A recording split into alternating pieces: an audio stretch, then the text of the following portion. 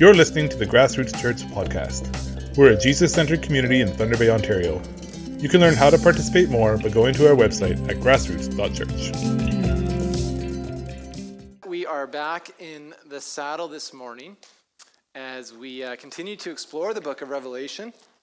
And we're providing this sort of high level, we're not going too deep into this stuff, but a little bit of high level look at this this fascinating apocalyptic literature. And we are seeing that even in this text, a text that we often, especially those of us who kind of grew up in the church, many of us understood the book of Revelation as this very sort of, wrathful, judgmental, a lot of judgment, a lot of just sort of chaos and all that. We're seeing how even in spite of all of those very, scary, tumultuous things, that it ultimately all points to a slain lamb who sits on the throne. And we looked at that 2 weeks ago. And he is the one who is saving this world. And so, in other words, this cruciform expression of power, and that's a term we often use here at Grassroots. Cruciform is what we understand that to be the greatest expression of who God is revealed in the person of Jesus. And this expression of power, this self-giving, sacrificial form of love, it ends up being the very thing that in the end actually saves the world. And the author of Revelation, this dude named John, he uses this apocalyptic genre to reveal our expectations and our preconceptions about how we think victory, deliverance, salvation, how we think winning looks and how it's attained through, the Romes of the world, the Babylons, the empires throughout history. But then he pulls the rug out from under us and kind of holds up a mirror and says, all of these assumptions about what you think leads to power, or leads to victory and salvation, deliverance, and all these things, it's actually a poor reflection. It's a misguided understanding. In fact, it's only ever been through the way of the Lamb.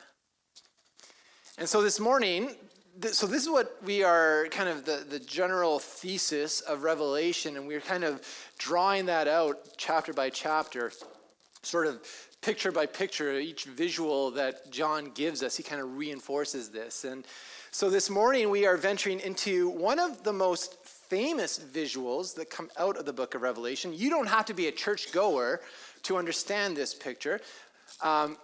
This has become big in pop culture. It is the 6 seals, or there's 7. We're going to look at 6 of them. And the first 4 are the 4 horsemen of the apocalypse. And when you think of the 4 horsemen of the apocalypse, you might think of visuals like this. This is a famous painting from the 19th century called The 4 Horsemen of the Apocalypse. And it's by Victor Vasnitsov, or, did I get that right? I don't know. Does anyone know this guy? I don't know him. But anyway, he's famous. This is a famous painting. More pop culture, more relevant to our day today. If you think back to J.R.R. Tolkien's Lord of the Rings, does anyone, there's some big fans in this room. So who am I thinking of? What is it? The Nazguls. Yes, these dudes. Right. This is another very clear reference to the 4 horsemen of the apocalypse that J.R.R. Tolkien used in his developing these characters. However you envision them, the 4 horsemen are typically terrifying, right? Like, this is the kind of stuff nightmares are made of. I mean, look at that. I remember seeing that even, I don't know, I was in my 30s, I guess, when this movie came out, or 20s. And the visual, it just kind of stuck with me. Anyone else? Yeah. And I remember growing up, Revelation, as I said at the beginning of this, was a book that scared the heck out of me. And it was often this picture that kept coming of the 4 horsemen, because that is the intention It is to kind of conjure up this sort of impending doom in our minds. It is disaster, it is chaos, it is terrible. And so on that happy note, let's dive in to Revelation 6. And now I'm going to read Revelation chapter 6, but we're going to do a little bit differently this morning. Does anyone remember this song by Johnny Cash, When the Man Comes Around? Yeah? Okay, great. At the beginning of this song is this kind of poor quality recording of Johnny Cash reading Revelation 6. So I actually want to play that clip to have him read it for us. Now he reads it out of the KJV, the King James Version, which means we're going to be teaching out of the King James Version this morning, which is a bit different. That's okay. Don't run away. But it's okay. It's okay. So just humor me. This is fun. He only reads the first opening line, and then I'm going to carry on, okay? So here we go. And when I saw when the Lamb opened one of the seals. And I heard, as it were, the noise of thunder. One of the four beasts saying, "Come and see." And I saw, and behold, a white horse. I love that. That's so good. Okay, that's all really he does. And then he goes into the song. And anyway, if nothing else, go and listen to this song after. It's a lovely song. Okay, let me carry on then. And let's see. Okay, so come and see. And I saw, and behold, a white horse. And he that sat on him had a bow, and a crown was given unto him. And he went forth conquering and to conquer. And when he had opened the second seal, I heard the second beast say, "Come and see." Oh, wait. Did I miss that? Okay. And there went out another horse. And I heard, as it were, now I have to listen to the that noise again. of thunder. Sorry. Thank you for being on top of that, Max. And power was given to him that sat thereon to take peace from the earth, and that they should kill one another. And there was given to him a great sword. And when he had opened the third seal, I heard the third beast say, "Come and see." And I beheld, and lo, a black horse. And he that sat on him had a pair of balances, or scales, in his hand. And I heard a voice in the midst of the four beasts say, "A measure of wheat for a penny, and 3 measures of barley for a penny. And see, thou hurt not the oil and the wine." And when he had opened the fourth seal, I heard the voice of the fourth beast say, "Come and see." And I looked, and behold, a pale horse. And his name that sat on him was Death, and hell followed with him. And power was given unto them over the fourth part of the earth, to kill with sword, and with hunger, and with death, and with the beasts of the earth. So thank you, Johnny Cash. And thank you, John the Revelator, for terrifying us. Now, what on earth is going on here? Well, for us to properly understand this passage of Scripture, which is admittedly convoluted, and is, and let me just say this again. There are multiple faithful ways of reading Revelation. Okay? If it points us back to the slain lamb, it is probably a faithful way of reading it, generally speaking. And so I am taking one approach this morning, but maybe you disagree with this. And maybe you're like, well, no, these horsemen don't represent that or whatever. That's okay. That's fine. We don't all have to agree on what these symbols and images represent. But I think this is a pretty compelling perspective on this. And so we're going to begin with kind of where we left off last week, where we talked about the throne room. And we had this picture which AI created. And I got a little bit AI happy last week. I apologize, or 2 weeks ago. I apologize for that. But this is sort of the scene that is pictured at the end of chapter 5, when nobody is found who is worthy to open the scroll until they come upon not a warrior, not a Caesar, not an emperor, not a lion, a slain lamb. In other words, it is the one who is self-sacrificing, who is willing to lay down his life for us, who is able to open the scroll, the perspective on all of history. So again, it's really important that we read the actions of God through the lens of the slain lamb. We need to begin with that assumption or presumption. Why do we do that? Well, because this means that whatever the seals represent, as we get into these, whatever these horsemen and these riders and these colored horses represent, they cannot mean God sort of gleefully, unleashing violence or losing his patience and allowing his rage to spill out on humanity because we've disappointed him so much. Showering his vengeance on earth for all of our failures. That is not how we are to read the four horsemen. Because this would utterly betray the sacrificial, cruciform nature that the slain lamb represents. Amen? So hold that. It just doesn't work. Because slain lambs are sacrificed. They are not bloodthirsty. They are not bent on violence. And that's why the image of a lamb is used.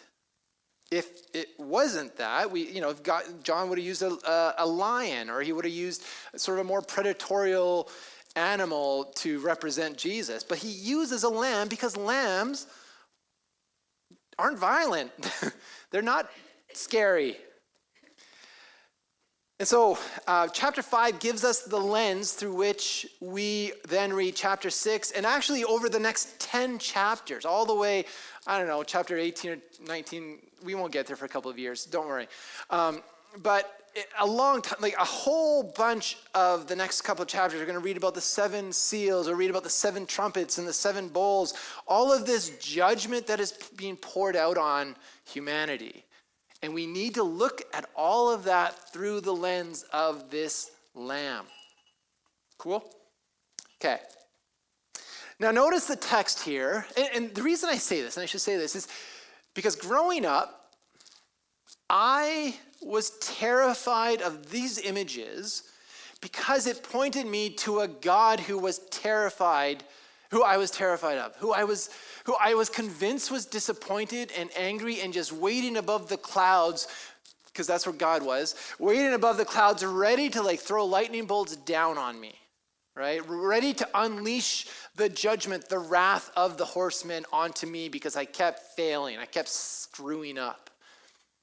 And that was a very dysfunctional and harmful way of understanding who God is.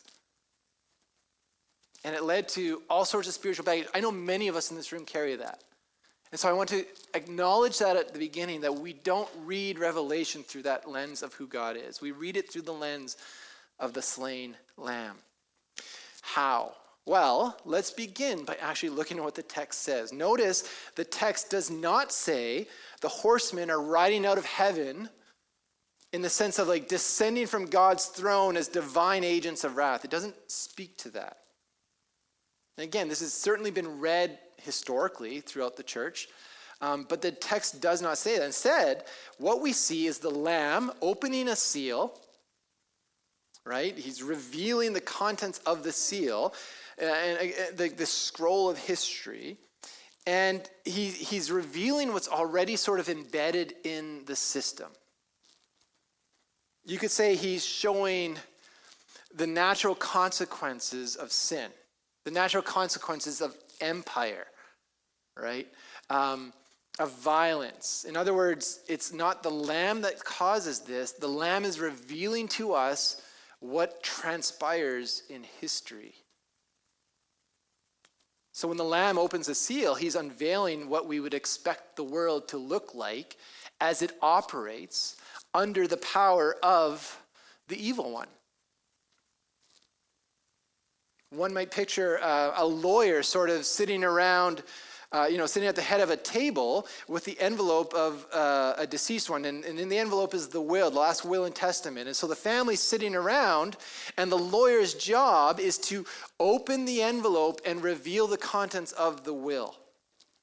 That's a good analogy for what is happening in this picture here.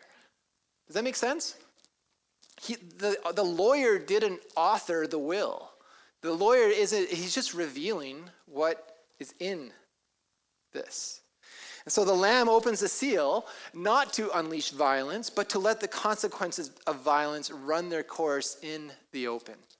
So God is not conjuring up these horsemen to inflict judgment on us. but revealing what the world looks like when self-serving, power-bent individuals and societies appear to control the world.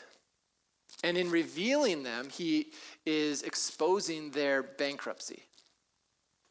So then, what do the four horsemen reveal to us? Well, let's start with the white horse. So Roman generals rode white horses in victory. And this dude's got a bow, he's wearing a crown, and he goes out conquering and to conquer. Like, that's what he's doing. This is not that hard of a picture to understand what John is getting at. John is very clearly alluding to the nature of empire itself. How do empires function? They survive by conquest, right? They survive through continually using violence to expand their territory, to gain more power. And so this is kings going out and rulers, emperors, whoever, going out and actually expanding their territory, conquering. N.T. Wright says this: I think the white rider symbolizes the conquering kings of the earth who have charged to and fro, overcoming mighty nations and claiming sovereignty or the crown over them. So that's horse one, the white horse. Horse two, the rider of the next horse is red, and this rider is given power to take peace from the earth and allow people to kill each other. Now, this is meant to make the reader think about the Pax Romana, or the peace of Rome. There's a term maybe some of you history buffs have heard, or men. Remember a couple years ago, there's this thing like every day men think of the Roman Empire? You remember that meme? So if you are one of those guys who think about maybe you think about the Pax Romana. I don't know. Anyway, this is the idea that throughout the Roman Empire there was peace, and it was celebrated, right? The entire empire is like, wow, we have finally achieved peace. But how was that peace achieved? It was achieved at the end of the sword. It was achieved through violence, right? Jeremy Duncan, who I've referenced a few times throughout this series, he gives an example of this. He says, when Rome invaded a new area, they would bring out all the officials, generals, kings, royalty, influential people. They would line them up, force them to their knees, proceed along the line, asking them to confess allegiance to the emperor. And if they said no, they lost their head. If they agreed, they are granted grace, because this is how the peace of empire works. And so this is the idea of peace in Rome. It was very much predicated on violence. What happens then when the sword is withdrawn, as being demonstrated here by the red rider? Well, the people then turn on each other. Chaos ensues. So at best, the Pax Romana provides a sort of pseudo-peace, right? Peace that is predicated on violence. This is a more accurate translation of the text than what we just read in the King James, is the NRSV, and it reads this. It says, the red rider was permitted to take peace from the earth, to remove peace from the earth, to remove the things that allowed peace in order so that people would slaughter one another. And what this does, suggests Duncan, is it shifts the role of the rider from causing the violence to removing those artificial barriers that conceal the violence, revealing the facade of Roman peace, right? That all of this beautiful, everyone's living in harmony, peace and harmony, it's actually all just a facade. Because as soon as you remove the threat of violence, of sword, of killing, of like stay in order or else, then all hell breaks loose. People start killing each other. And that then brings us to the third rider, which is the black horse. And this guy's holding scales or balances. And this horse is linked to the economic system of the empire. one of the four creatures around the throne that we talked about last week, he declares that a quart of wheat and 3 quarts of barley, basically, that's enough to pay for a loaf of bread, right? So that is a day's wage can pay for a loaf of bread. Then he says oil and wine remain untouched. They're readily available. So what's being communicated here is sort of this economic exploitation at the hands of the empire. So the idea is if you work all day and you can barely make ends meet, that you've got enough to kind of feed your family or maybe feed yourself, just feed enough to live on so that tomorrow morning you can wake up and work your tail off all day again and pay for another loaf of bread, right? So you're not thriving, you're barely surviving. Some of us are like, yeah, I get that. But then he says, but oil and wine, these sort of relatively luxury items, they're in abundance.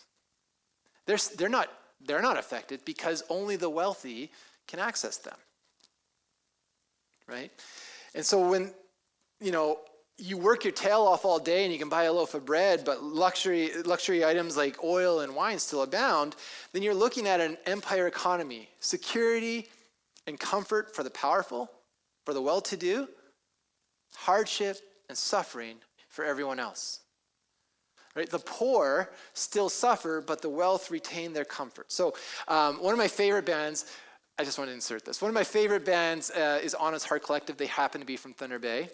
And they have a song called North American Dream. And I want to play just one verse because they're actually speaking to kind of what the Red Rider is getting at here.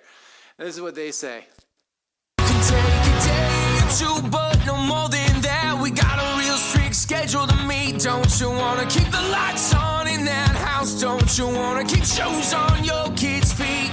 See, they don't care if you're sick. They don't care if you're ill. They need you to do things nobody else will. 'Cause if the lights go out, then American dream moves on. Are you tired of living 2 weeks at a time? Working paycheck to paycheck, fighting just to stay alive. So do you see what they're getting at here? Like, this is hand to mouth, living hand to mouth. It's hard, right? Those at the top keep living, keep flourishing. Those at the bottom, which is the majority of society, are suffering. And so any empire's prosperity is a facade if only the few at the top seem to prosper, while everyone else pays for that. So you see what John has done so far in giving us these first 3 horses and the riders. We're seeing how the pursuit of conquest through empire brings a fake sense of victory, which produces a fake form of peace, which leads to a fake economic prosperity. John is showing how the entire way of empire is a facade. It looks good from the outside, but those in it, the majority of those who are in it, are not enjoying this life, right? And that leads us to the 4th rider, who is the pale horse. And the word death here is Thanatos. And if anyone is a fan of Marvel, they will know the name Thanos, and that's not incidental. This is a personification of death. And you'll remember in the movie, I don't know, whatever movie this was, there's like 130 of them, when Thanos snaps his finger, and what happens? Half of civilization instantly vanishes and dies, right? And so think of that, essentially, if the pale horse doesn't do it for you. Think of Thanos essentially snapping his finger and half the world instantly dies. And again, in chapter 20 of the book of Revelation, which I think is slated for being taught here in like 2029, I think we'll come across, when we get there, we'll talk about how death and Hades will eventually be swallowed up, right? And will be tossed into the lake of fire and be no more. But in this moment where we are, it's still very much a reality. And so what are we to make sense? What are we to make of this? Well, John is saying that Rome, or any empire for that matter, when it's fully operational, with all of the facade of success and peace and prosperity in place, all of that leads to death. All of that leads to destruction. And he's saying that death is the culmination of the way of empire. Babylon, Rome, America, all of this leads to death. Because when you pursue victory through conquest, when you pursue peace through violence, when you pursue economic prosperity that leads to exploitation, what all of it leads to is not flourishing. All of it leads to death. So John is holding a mirror to human civilization here. He's saying the practice of power and violence and control and coercion that empire operates out of, all of that leads to destruction. So hear this. These 4 horsemen do not represent the temper tantrum of an angry God. No. They are the consequences of the kinds of power that the world keeps trusting. And if we're honest, that we keep trusting. That we are complicit in perpetuating. Right? These horses represent a facade that it all works out. That everyone's happy in the end. That if you were an outsider looking in, again, you would think, wow, it must be through conquest and forcing peace and selective prosperity that the world thrives. But in fact, John's saying, nope, it leads to death and destruction. Now, there's 2 more seals that we're going to actually kind of skip over. The 5th and 6th seals, talk about very briefly.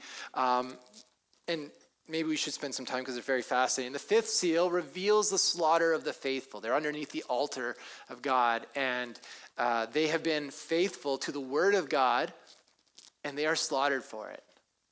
And then the 6th seal, we see sort of creation is upset, right? The sky goes dark, the moon turns red, very terrifying imagery. The earth shakes and quakes, and it seems like the whole thing is coming apart.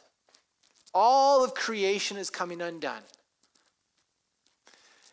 And that leads us to the end of chapter 6, verse 15, and I'll read this. It says, "Then the kings of the earth and the magnates and the generals and the rich and the powerful and everyone, slave and free, hid in the caves and among the rocks of the mountains, calling to the mountains and rocks, fall on us and hide us from the face of the one seated on the throne and from the wrath of the Lamb. For the great day of their wrath has come, and who is able to stand?" So everyone, the powerful, the wealthy, the famous, celebrities that had all the money in Beverly Hills, and all their servants and all the regular Joe folks, they're all running to escape the wrath of the Lamb. So we've built this facade of peace, and we've all been complicit in this. And so what has resulted? Untold suffering for so many. The economic exploitation of countless people. And so we expect God, he's going to show up and he's going to be like Caesar, and he's going to pour down his wrath upon us. He's going to make us suffer. He's going to, snap his fingers like Thanos, and we're all going to sort of die, or half of us will. And so God's divine anger is about to be unleashed, and John ends the chapter with this: who is able to stand? Who can handle that? Nobody can stand before the wrath of the Lamb. This is what many of us picture God like. Amen? This is the stuff that's deeply embedded in us. We're no, this is exactly what God's like. Yeah. You're reading this, that totally makes sense.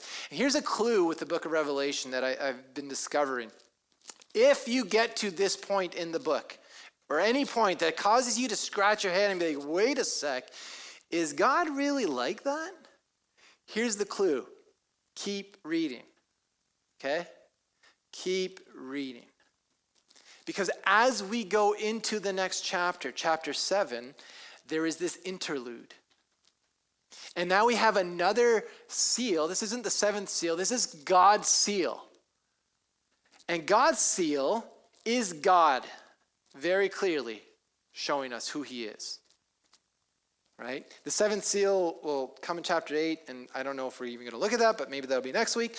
But in this sort of interlude and this pause, John begins to show us something entirely different than what our expectations are, which he did in chapter 5 as well. He kind of keeps doing this. This is his thing. And so God's people here at the beginning of 7 are sealed. They have God's mark. What does that look like? I don't know. It doesn't really matter. And then John, so it says this, this angel in the throne room says, "Do not damage the earth or the sea or the trees until we have marked the servants of our God with a seal on their foreheads." Some of you who know Revelation are like, hey, isn't there another forehead mark that is indicated as well? 666. Yeah, that's going to come. And I think it ties back to this. But so you can hold on to this, and whenever we get there, we'll get there, and we'll probably reference this. So John hears, he hears with his ears this number, 144,000. This is the faithful remnant, right? 12,000 from the 12 tribes of Israel. And so he thinks, okay, God at least has saved a few of us. There's still some who God has rescued. That's what he hears. And then John turns around to look, so he beholds with his eyes something entirely other. It says this, "After I looked, there was a great multitude that no one could count." No one could count, from every nation, from all tribes and people and language, standing before the throne and before the Lamb, robed in white with palm branches in their hands. So John hears 144,000, but then he turns and sees a multitude beyond count, from every tribe, every background you can possibly imagine. Now, I asked AI, forgive me, I asked AI to visualize Revelation chapter 7, 9 to 11.